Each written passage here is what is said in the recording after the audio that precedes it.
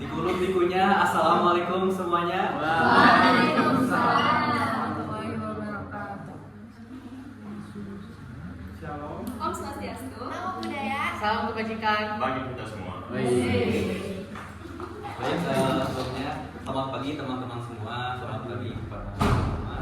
Sebelumnya terima kasih kepada Pak Ahmad selaku dosen pengampu mata kuliah Supply Chain Management, dan juga saya berterima kasih kepada teman-teman semua yang sudah hadir dalam kuliah pada pagi hari ini. Sebelum dimulai presentasi kami pada pagi hari ini, izinkan kami memperkenalkan diri terlebih dahulu. Dimulai dari saya, perkenalkan nama saya Muhammad Kansasefa selaku moderator dan juga pemateri kelima. Benarkan saya? Perkenalkan, nama saya Frankitan.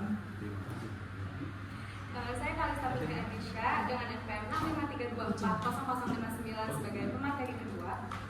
Perkenalkan, nama saya Sakaliana Diva dengan NPM 653240034. Perkenalkan, nama saya Muhammad Naufal dengan NPM 653240032 sebagai pemateri ke-6.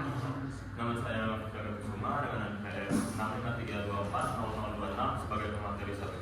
Di sini saya akan menjelaskan mengenai risiko tidak diketahui dan tidak terkendali. Nah, sebelumnya teman-teman ada yang tahu nggak sih pengertian dari risiko tidak diketahui dan tidak terkendali ini? Apakah ada yang tahu?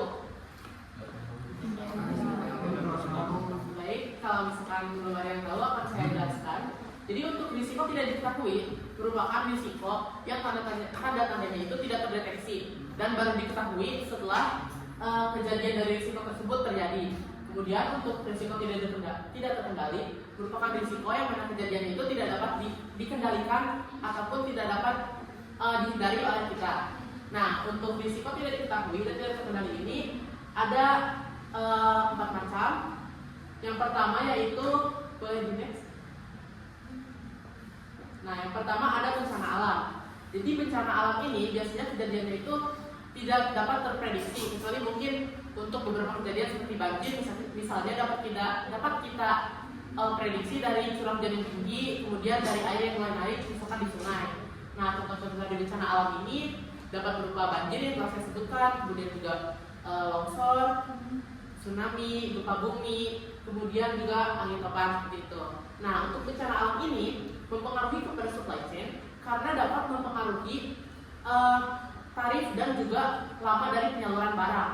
Jadi biasanya waktu untuk melakukan pengiriman saat proses rantai pasok ketika ada bencana ini cenderung melambat dikarenakan halangan atau hambatan dari bencana alam yang terjadi tersebut. Kemudian tarifnya biasanya cenderung tinggi karena para pemasok atau para pengirim itu memerlukan rute alternatif, yang mana rute alternatif tersebut bisa saja lebih jauh dari rute yang biasanya digunakan. Nah, otomatis dari rute yang lebih jauh tersebut itu dapat meningkatkan, yang pertama itu dari faktor waktu yang tadi dapat lebih lama, kemudian juga dari biayanya itu biasanya meningkat karena jarang sekali pemasok ataupun pengirim yang menerima kiriman ke tempat-tempat yang mengalami bencana. Kalau misalkan ada, itu biasanya tarifnya lebih tinggi dikarenakan dari risiko tempat terjadinya bencana tersebut dan juga penanganan barang yang harus lebih diperhatikan. Selanjutnya itu ada dari epidemi. Nah, untuk epidemi ini merupakan suatu fenomena atau suatu kondisi di mana terjadi penularan penyakit yang sangat cepat di suatu daerah atau suatu negara. Nah, epidemi ini sama halnya dengan yang bencana tadi dapat memperlambat dari proses pengiriman barang saat proses rantai pasok. Nah, kenapa dapat memperlambat? Karena kita bisa mengambil contoh dari kasus COVID-19 yang sebelumnya, di mana pengiriman ekspor impor itu terhambat dikarenakan kebijakan pemerintah untuk membatasi pengiriman ataupun memperketat kebijakan pengiriman antar negara. Itu dikarenakan untuk mencegah terjadinya penyebaran penyakit yang lebih parah lagi. Kemudian juga untuk epidemi ini selain memperlambat proses pasok, juga membuat permintaan barang itu tidak stabil. Jadi ada barang-barang yang misalkan tiba-tiba permintaannya melonjak tinggi, kemudian ada yang menurun. Untuk yang melonjak tinggi misalkan seperti kebutuhan vaksin, kemudian juga kebutuhan masker. Baik, selanjutnya, nah ada risiko dari geopolitik, yang mana geopolitik ini merupakan risiko yang menyangkut hal mengenai hubungan atau kebijakan politik dari suatu daerah atau suatu negara. Nah, untuk contoh-contoh dari risiko geopolitik ini dapat berupa misalkan konflik antar daerah atau antar negara, kemudian juga perang, perselisihan, kemudian juga diterbitkannya kebijakan baru di suatu daerah. Nah, untuk geopolitik ini dapat mengganggu rantai pasok karena sama seperti risiko yang lainnya itu dapat memperlambat untuk proses rantai pasok memperlambat jalannya proses rantai pasok. 1, 2, 3. Adin. Jadi saya ingin bertanya terkait resiko tidak diketahui dan tidak terkendali. Kan salah satu baik, terima kasih. Sebelumnya, perkenalkan nama saya Anissa Margani dengan NPM 653240111. Jadi saya ingin bertanya terkait resiko tidak diketahui dan tidak terkendali. Kan salah satunya itu tadi dijelaskan bahwa di dalam kedua resiko itu terdapat bencana alam. Nah, dalam bencana alam ini, jika pengiriman barang terdapat peristiwa bencana alam, barang akan telat dikirim ke tujuan dari pemesan barang tersebut. Nah, apakah ada solusi dari kalian bagaimana jika masih terdapat bencana alam, tetapi barang yang dipesan oleh customer itu datang secara tepat waktu sesuai jadwal meskipun terjadi peristiwa bencana alam, atau masih tetap tidak bisa dikirim sesuai jadwal karena terdapat peristiwa bencana alam seperti yang dijelaskan tadi, bencana alam banjir, tsunami, gempa bumi, angin topan dan sebagainya. Itu saya yang dapat saya tanyakan. Terima kasih. Untuk pertanyaan dari Aldin, mungkin langsung saya jawab ya. Baik.